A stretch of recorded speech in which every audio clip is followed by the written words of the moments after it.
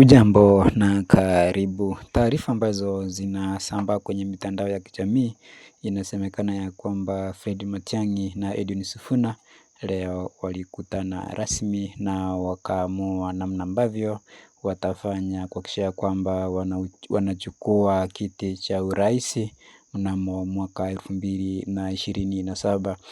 Kulingana na yale ambayo yanasambazwa kwenye mitandao ya kijamii, kulingana na wale ambao wameuona, wamesema ya kwamba mwaka ujao, mwaka 2027, Fred Matiang'i atakuwa rais na Edwin Sifuna atakuwa naibu wa rais.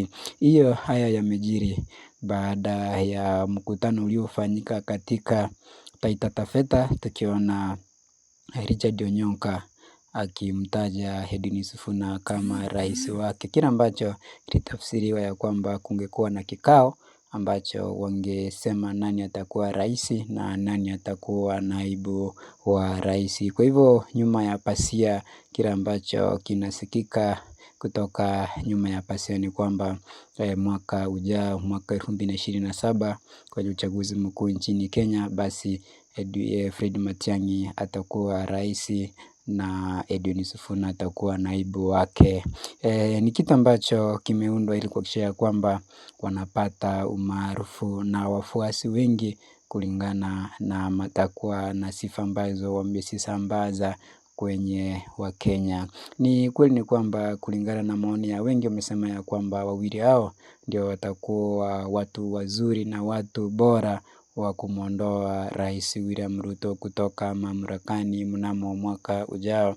Kwa hivyo tumeona ya kwamba kulikuwa na matarajio mengi ya kwamba aidha Kalonzo Musyoka angekuwa rais, Fred Matiang'i akuwe naibu wa rais. Wengine wakawa na wanasema ya kwamba Kalonzo awe rais na Fred Matiang'i naibu rais, ama Fred Matiang'i awe rais na Kalonzo Musyoka awe naibu wa rais. Lakini ikasemekana ya kwamba Kalonzo angekubali kuwa naibu wa rais kwa sababu amewahi kuwa naibu wa rais. Kitu ambacho yeye angependa ni kwamba angekuwa rais, kitu ambacho watu wengi wanasema ya kwamba amewahi fanya hivyo na hakupata nafasi nzuri ya kuwa bora zaidi. Ila kwa sasa, kwa namna ambavyo ilivyo, Fred Matiang'i akisimama na Edwin Sifuna wana mvutio mkubwa sana wa kushawishi watu na kupata kura, idadi kubwa ya kura kuliko wengine. Kwa hivyo